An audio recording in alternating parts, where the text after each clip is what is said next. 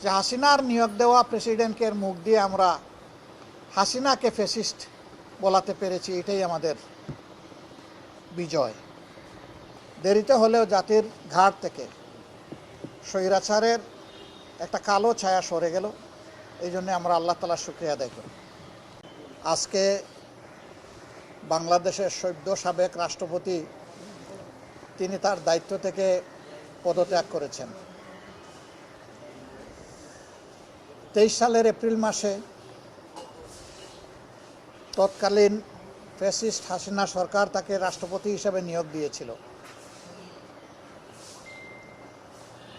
36 জুলাই বাংলাদেশে যে পরিবর্তন হয়েছিল, সেই পরিবর্তনের দাবি ছিল যে এই প্রেসিডেন্ট থাকবেন না,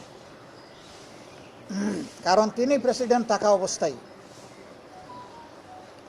অনেকগুলো অঘটন ঘটেছে।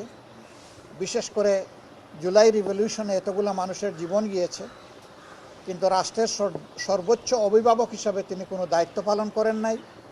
শুধু নীরবতা না, জনগণ মনে করে যে তিনি এই অপকর্মের মদতদাতাও ছিলেন।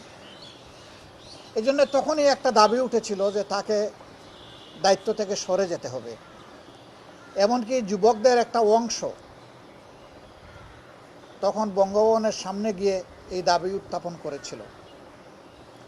যদিও ওই অংশের এই পদক্ষেপের সাথে আমরা সরাসরি ছিলাম না। AKS অর্জন করলো গিনেস ওয়ার্ল্ড রেকর্ডস।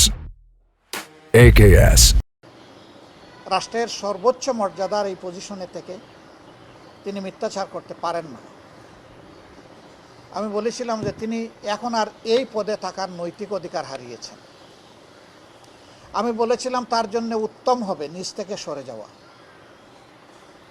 তিনি যাননি, বর্তমান সরকারও তাকে সরায়নি, বরঞ্চ যে মানুষটা স্বৈরাচারের দূষর ছিলেন তাকে সরকার রেখে দিল এবং জোর করে তাকে দিয়েই জাতীয় সংসদের প্রথম অধিবেশনের উদ্বোধনী দিনে আমাদেরকে ভাষণ শোনানোর কসরত করা হলো।